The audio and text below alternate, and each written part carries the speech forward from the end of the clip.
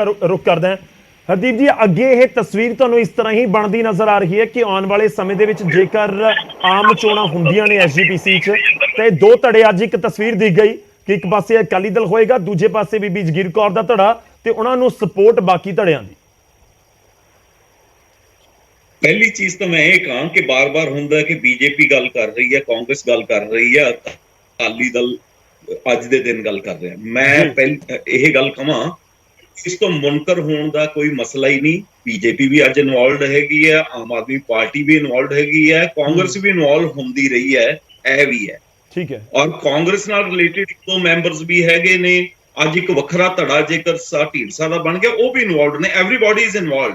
पर कलेर साहब मैं कहना चाहना कि यदा राह किने खोलिया, राह खोलिया अकाली दल।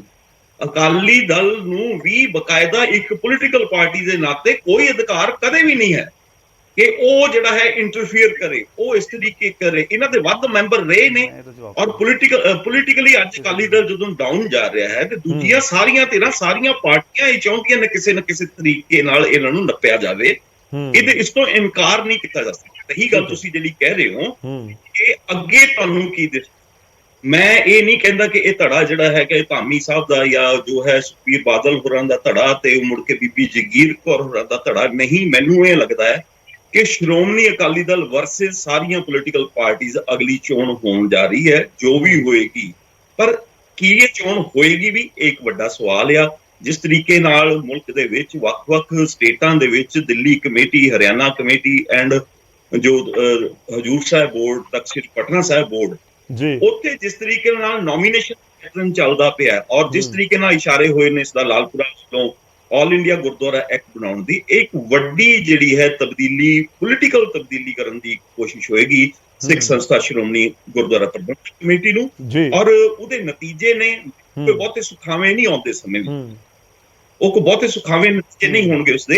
ਸੋ ਇਹ ਜਿਹੜੀ ਇਸ ਤੋਂ ਇਨਕਾਰ ਨਹੀਂ ਹੋਇਆ ਜਾ ਸਕਦਾ ਕਿ ਗਲਤੀਆਂ ਕਮੀਆਂ ਉਹ ਅਕਾਲੀ ਦਲ ਵੱਲੋਂ ਹੋਈਆਂ ਔਰ ਉਹਨਾਂ ਦੀ ਇੰਟਰਫੇਅਰੈਂਸ ਪੋਲੀਟੀਕਲ ਤੌਰ ਤੇ ਬਕਾਇਦਾ ਸ਼੍ਰੋਮਣੀ ਕਮੇਟੀ 'ਚ ਰਹੀ ਹੈ। ਸ਼੍ਰੋਮਣੀ ਕਮੇਟੀ ਤੋਂ ਕੰਮ ਬਹੁਤ ਹੁੰਦੇ ਰਹੇ ਨੇ, ਬਹੁਤ ਇੰਪਰੂਵਮੈਂਟਸ ਦੀ ਲੋੜ ਸੀ, ਲੇਕਿਨ ਜੋ ਕੁਝ ਅੱਗੇ ਉਸਦਾ ਤਬਦੀਲੀ ਬਦਲ ਸਮਝਿਆ ਜਾ ਰਿਹਾ ਉਹ ਵੀ ਬਹੁਤਾ ਸੁਖਾਵਾਂ ਨਹੀਂ ਹੈ, खतरनाक। बस एक मिनट मैं दादूवाल का एक बार रुक कर ला, इकट्ठे कलेर साहब तुसीं आंसर कर दिओ, समा भी पूरा पूरा होएगा। दादूवाल साहब, हुण ये समझिया जावे कि आने वाले समय च जेकर ये पिक्चर बनती है वर्सेस वाली कि एक पासे अकाली दल ते दूजे पासे दूजा धड़ा, ताकि खुल के सपोर्ट बीबी जगीर कौर नूं या उहनां दे धड़े नूं, या फिर मैं होर शब्दां दे विच कहां कि अकाली दल के खिलाफ जेकर कोई खड़दा उहनूं खुल के सपोर्ट। गौरव जी इको गल मैं कहनी चाहना, देखो भी हर गल नूं जिहड़ी है ना संस्था नाल नहीं जोड़ना चाहिए। जे रंधावा साहब ने कहा कि आ जिहड़ियां नाकामियां आईयां ने इन्हां नूं दूर, वो प्रबंधकां दी कमी है। जिहड़े प्रबंधक आ हर गल नूं भी संस्था नूं कमजोर कर रहे। असीं संस्था नूं तगड़ा करना चाहुंदे, अकाल तख्त साहब दी संस्था, साडी श्रोमणी कमेटी दी संस्था, उहनूं तगड़ा करना चाहुंदे। असीं सिर्फ ये कहने आ कि उहनूं जिस तरह बादल परिवार ने दुरवरतों कीती है, कोठी च सद लो जथेदारां नूं, उहनां नूं कह दो सौदा साध नूं माफीनामा दे दिओ, फिर जिहड़ा सीगा माफीनामा लागू करवाउण लई 90-95 ਲੱਖ ਦੇ ਇਸ਼ਤਿਹਾਰ ਜਾਰੀ ਕਰ ਦਿਓ, ਫਿਰ ਜੇ ਪੰਥ ਨਹੀਂ ਮੰਨਦਾ ਫਿਰ ਉਹ ਰੱਦ ਕਰਵਾ ਦਿਓ। ਫਿਰ ਇਹ ਜਿਹੜੀਆਂ ਇਹਨਾਂ ਗੱਲਾਂ 328 ਗੁਰੂ ਗ੍ਰੰਥ ਸਾਹਿਬ ਦੇ ਸਰੂਪ ਇਹਨਾਂ ਦੇ ਪ੍ਰਬੰਧ 'ਚ ਗੁੰਮ ਹੋਏ, ਉਹਦਾ ਕੋਈ ਜਵਾਬ ਨਹੀਂ। ਇਹਦੇ ਨਾਲ ਸੰਸਥਾ ਤੇ ਕੋਈ ਨਹੀਂ, ਅਸੀਂ ਸੰਸਥਾ ਦੇ ਨਾਲ ਆ, ਸੰਸਥਾ ਨੂੰ ਸਰਵਾਈਵ ਕਰਨਾ ਚਾਹੁੰਦੇ ਆ। ਪਰ ਜਿਹੜੀ ਇੱਕ ਪਰਿਵਾਰ ਨੇ ਆਪਣੀ ਮਨੋਪਲੀ ਕਾਇਮ ਕਰਕੇ ਉਹਦੀ ਦੁਰਵਰਤੋਂ ਕੀਤੀ, ਉਹਨੂੰ ਹਟਾਉਣਾ ਚਾਹੁੰਦੇ ਆ। ਤੁਸੀਂ ਦੇਖੋ ਮੈਨੂੰ 2 ਸਾਲ ਹੋ ਗਏ ਆ, ਪਿਛਲੇ 2 ਸਾਲਾਂ ਤੋਂ ਮੈਂ ਹਰਿਆਣਾ ਕਮੇਟੀ ਦਾ ਭਾਵੇਂ ਛੋਟਾ ਜਿਹਾ ਪ੍ਰਬੰਧ ਆ, हरियाणा कमेटी कोले 5 गुरु घरां दा प्रबंध आ, मैं देख रहा। पर 2 सालां च मैं गुरु नूं हाजर नाजर जान के कह सकदा कदे भी बीजेपी ने साडे प्रबंध च दखल नहीं दिता। हाँ, सानू किसी सहयोग की लोड़ पई, असीं सहयोग मंगिया, कमेटी ने कोई मता पास करके सहयोग मिलिया। जे हरियाणा कमेटी दे विच किसी तरह का दखल, हुण जिहड़ी इन्हां अडहॉक कमेटी की गल कीती आ, इह तां 18 महीनों वास्ते कमेटी है, इन्हां ने तां वोटां बनाउणीਆਂ ने, हलकाबंदी कराउणी है, मुड़ के इलैक्शन होनी है ते चुन के मैंबर आउणे ने। इस तरह की कोई गल नहीं है जिहड़ी कलेर साहब कह रहे। हर गल नूं जिहड़ा संस्था नाल ना जोड़न, असीं संस्था दे नाल, संस्था साडीਆਂ ਜਿਹੜੀਆਂ ਹੈਗੀਆਂ ਉਹਨਾਂ ਨੂੰ ਅਸੀਂ ਸਰਵਾਈਵ ਕਰਨਾ ਚਾਹੁੰਦੇ, ਤਗੜੀਆਂ ਮਜ਼ਬੂਤ ਕਰਨਾ ਚਾਹੁੰਦੇ ਆ। दादूवाल साहब, हुण बीबी जगीर कौर नूं खुल के सपोर्ट है। देखो कह रहे हैं कि बीजेपी, आम आदमी पार्टी, कांग्रेस इनडायरैक्टली सपोर्ट है, बहुत कुछ इस समय हुंदा होया नजर आ रहा है।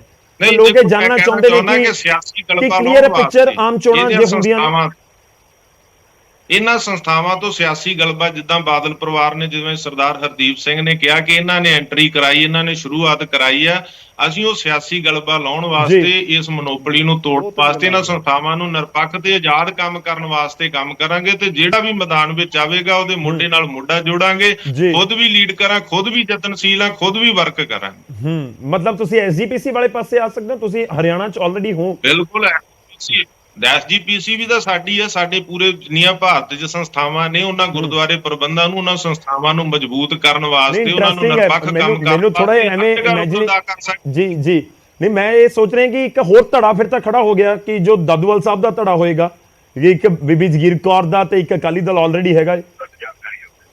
ਨਹੀਂ, ਇਹੋ ਜਿਹੇ ਧੜੇ ਤਾਂ ਹੁਣ ਵੀ ਦੇਖੋ ਤੁਸੀਂ, ਸਾਰੇ ਜਿੰਨੇ ਧੜੇ ਸੀ ਉਹਨਾਂ ਨੇ ਬਾਦਲ ਪਰਿਵਾਰ ਦੇ ਖਿਲਾਫ ਜਿਹੜਾ ਹੈਗਾ, ਸਾਰਿਆਂ ਨੇ ਇਕਜੁੱਟਤਾ ਦੇ ਨਾਲ ਕੰਮ ਕੀਤਾ। ਸਿੱਖ ਹੋਣ ਦੇ ਨਾਤੇ ਸਿੱਖ ਧੜਿਆਂ ਨੇ, ਤੇ ਇਸ ਕਾਰਨ ਕਰਕੇ ਬਤੌਰ ਸਿੱਖ ਮੈਂ ਵੀ ਕਿਤੇ ਵੀ ਯੋਗਦਾਨ ਦੇ ਸਕਦਾ, ਯੋਗਦਾਨ ਪਾ ਸਕਦਾ।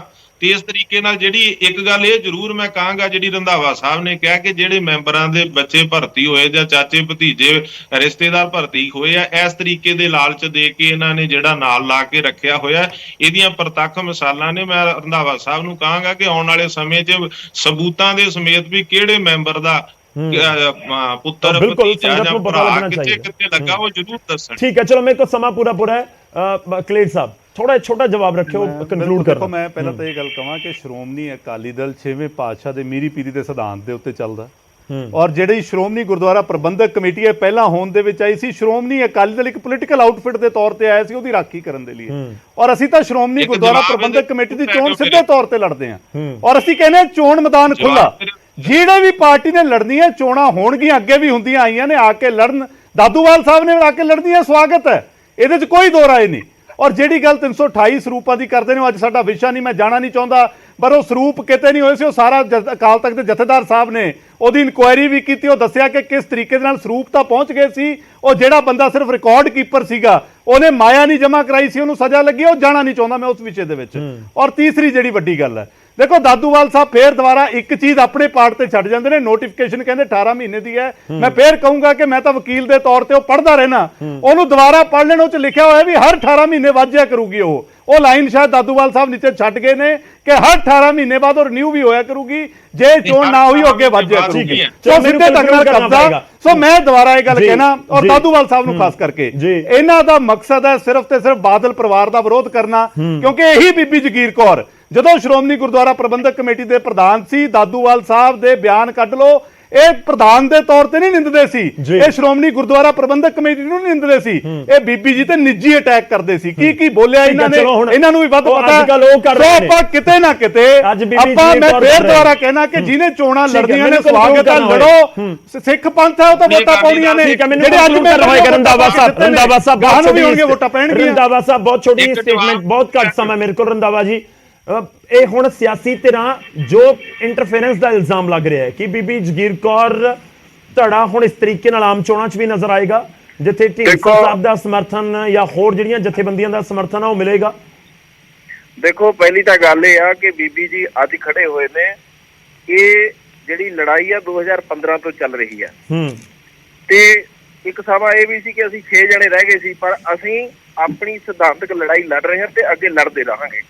ਇਸ ਲਈ ਇਹਦੇ ਵਿੱਚ ਢੀਂਡਸਾ ਸਾਹਿਬ ਦੇ ਮੈਂਬਰ ਨੇ, ਅਸੀਂ ਉਹ ਆ ਜਿਨ੍ਹਾਂ ਨੇ ਗੁਰੂ ਸਾਹਿਬ ਦੇ ਸਮੇਂ ਅਸਤੀਫੇ ਦਿੱਤੇ ਜਾਂ ਬੀਬੀ ਜੀ ਦੇ ਨਾਲ ਆਏ। ਚਲੋ, ਹੁਣ ਦੂਸਰੀ ਗੱਲ ਜਿਹੜੀ ਮੈਂ ਇਹ ਕਹਿਣੀ ਚਾਹੁੰਦਾ ਕਿ ਅਸੀਂ ਜਿਸ ਤਰ੍ਹਾਂ ਭਾਈ ਹਰਦੀਪ ਸਿੰਘ ਉਹਨਾਂ ਨੇ ਗੱਲ ਕੀਤੀ ਆ ਜਾਂ ਭਾਈ ਬਲਜੀਤ ਸਿੰਘ ਉਹਨਾਂ ਨੇ ਗੱਲ ਕੀਤੀ ਆ ਕਿ ਦੇਖੋ ਸਿੱਖ ਤਾਂ ਕਿਸੇ ਵੀ ਪਾਰਟੀ 'ਚ ਹੋ ਸਕਦਾ ਜੀ, ਠੀਕ ਹੈ ਨਾ, ਤੇ ਜੇ ਇਹ ਫਿਰ ਠੇਕਾ ਅਕਾਲੀ ਦਲ ਦੇ ਸਿੱਖਾਂ ਨੂੰ ਇਕੱਲਾ ਕਿਉਂ ਬਈ ਉਹ ਗੁਰਦੁਆਰਿਆਂ ਦੀ ਯੂਜ਼ਿੰਗ ਕਰ ਸਕਦਾ। ਚੋਣਾਂ ਲੈ ਕੇ ਆਓ ਨਾ ਜੀ, ਮੈਂ ਤਾਂ ਰੰਧਾਵਾ ਸਾਹਿਬ ਕਹਿੰਦਾ ਚੋਣਾਂ ਨਹੀਂ ਜੀ, ਆਪਣੇ ਆਪ ਨੂੰ ਗੁਰਦੁਆਰਿਆਂ ਨਹੀਂ ਕਿਸੇ ਦਾ, ਚੋਣਾਂ ਹੁੰਦੀਆਂ ਨੇ, ਬਕਾਇਦਾ ਹੁੰਦੀਆਂ ਨੇ। ਤੁਹਾਨੂੰ ਹੁਣ ਤਾਂ ਤੁਹਾਡੀ ਬੀਜੇਪੀ ਦੇ ਨਾਲ ਵੱਧ ਸਾਂਝ ਹੈ, ਚੋਣਾਂ ਕਰਾ ਲਓ, ਸਵਾਗਤ ਹੈ। ਦਾਦੂਵਾਲ ਸਾਹਿਬ ਵੀ ਕਰਾ ਸਕਦੇ ਨੇ, ਇਹ ਰੋਜ਼ ਮਿਲਦੇ ਨੇ ਸ਼ਾਹ ਸਾਹਿਬ ਨੂੰ, ਖੱਟੜ ਸਾਹਿਬ ਨੂੰ। ਅਸੀਂ ਤਾਂ ਕਹਿੰਦੇ ਚੋਣਾਂ ਕਰਾਓ ਤੇ ਲੜੋ ਸਿੱਧੇ ਤੌਰ ਤੇ, ਜਿਹੜਾ ਵੀ ਲੜੇ ਤਾਂ ਪੰਥ ਨੇ ਵੋਟ ਪਾਉਣੀ ਹੈ, ਕਿਸੇ ਦਾ ਕਬਜ਼ਾ ਨਹੀਂ, ਇਹ ਗੁਰੂ ਦੀ ਸੰਸਥਾ ਹੈ, ਜਿਹਨੂੰ ਲੋਕ ਚੁਣਨਗੇ ਸੇਵਾ ਦੇ ਦੇਣਗੇ। ਅਸੀਂ ਕੌਣ ਆ? ਪੰਥ ਦੀ ਪਾਰਟੀ ਆ, ਫਿਰ ਕੀ ਇਧਰ ਆਲਮ ਨੂੰ ਪੰਥ 'ਚ ਸ਼ਾਮਲ ਕੀਤਾ ਸੀ, ਡੀਜੀਪੀ ਸਮੇਤ ਸੈਣੀ ਲਾਇਆ, ਵਿਚਾਲੇ ਰੋਕਣਾ ਹੋਏਗਾ। ਮੈਂ ਦਾਦੂਵਾਲ ਜੀ ਮਾਫੀ ਚਾਹੁੰਦਾ ਤੇ ਰੰਧਾਵਾ ਸਾਹਿਬ ਮਾਫੀ ਚਾਹੁੰਦਾ। ਵਿਚਾਲੇ ਰੋਕ ਰਹੇ ਹਾਂ, ਸਮਾਂ ਖਤਮ ਹੋ ਚੱਲਿਆ ਅੱਜ ਦੀ ਇਸ ਪੂਰੀ ਚਰਚਾ ਦੇ ਵਿੱਚ। ਸ਼ੁਕਰੀਆ ਸਾਰੇ ਮਹਿਮਾਨਾਂ ਦਾ, ਬਹੁਤ-ਬਹੁਤ ਧੰਨਵਾਦ ਸਾਡੇ ਨਾਲ ਜੁੜਨ ਦੇ ਲਈ, ਇਸ ਪੂਰੀ ਗੱਲਬਾਤ ਦੇ ਲਈ। ਜਿਹੜੀਆਂ ਚੀਜ਼ਾਂ ਨਿਕਲ ਕੇ ਸਾਹਮਣੇ ਆ ਰਹੀਆਂ ਨੇ, ਇੱਕ ਤਾਂ ਇਲੈਕਸ਼ਨ ਹੈ ਪਰ ਵੋਟਾਂ ਦੂਜੇ ਪਾਸੇ ਵਧੀਆਂ ਨੇ। ਇੱਕ ਜ਼ਰੂਰ ਚਿੰਤਾ ਦਾ ਵਿਸ਼ਾ ਅਕਾਲੀ ਦਲ ਦੇ ਲਈ ਹੋ ਸਕਦਾ ਹੈ, ਪਰ ਅਕਾਲੀ ਦਲ ਇਸ ਨੂੰ ਵੱਖਰੇ ਤਰੀਕੇ ਨਾਲ ਲੈਂਦਾ ਹੋਇਆ ਨਜ਼ਰ ਆਉਂਦਾ ਹੈ। ਪਰ ਸਭ ਦੀ ਨਜ਼ਰ ਹੈ ਕਿ ਆਮ ਚੋਣਾਂ ਕਦੋਂ ਹੁੰਦੀਆਂ ਨੇ, ਆਮ ਚੋਣਾਂ ਹੁੰਦੀਆਂ ਵੀ ਨੇ ਜਾਂ ਨਹੀਂ, ਕਿਉਂਕਿ ਹਰਦੀਪ ਸਿੰਘ ਜੀ ਜੋ ਜ਼ਿਕਰ ਕਰਕੇ ਗਏ ਨੇ ਕਿ ਆਮ ਚੋਣਾਂ ਸ਼ਾਇਦ ਆਉਣ ਵਾਲੇ ਸਮੇਂ 'ਚ ਨਾ ਹੀ ਹੋਣ, ਇੱਕ ਵੱਖਰਾ ਤਰੀਕਾ ਪੋਲੀਟੀਕਲ ਤੌਰ ਦੇ ਉੱਤੇ ਅਪਣਾ ਲਿਆ ਜਾਵੇ। ਪਰ ਜੇ ਵਾਕਈ ਆਮ ਚੋਣਾਂ ਹੁੰਦੀਆਂ ਨੇ ਅਗਲੇ ਕੁਝ ਮਹੀਨਿਆਂ ਜਾਂ ਸਾਲ ਦੇ ਵਿੱਚ, ਤਾਂ ਕਿ ਅਕਾਲੀ ਦਲ ਵਰਸਸ ਬੀਬੀ ਜਗੀਰ ਕੌਰ ਦਾ ਧੜਾ ਐਸਜੀਪੀਸੀ ਦੀਆਂ ਚੋਣਾਂ ਦੇ ਵਿੱਚ ਨਜ਼ਰ ਆ ਸਕਦਾ ਹੈ। ਜੇਕਰ ਇਹ ਸਥਿਤੀ ਹੋਏਗੀ ਤਾਂ ਫਿਰ ਨਤੀਜੇ ਕਿਸ ਤਰੀਕੇ ਨਾਲ ਹੋ ਸਕਦੇ ਨੇ ਜਾਂ ਹੋਣਗੇ, ਉਸ ਦੇ ਉੱਤੇ ਨਜ਼ਰ ਰਹੇਗੀ। ਪ੍ਰਾਈਮ ਟਾਈਮ ਚੱਜ ਦੇ ਲਈ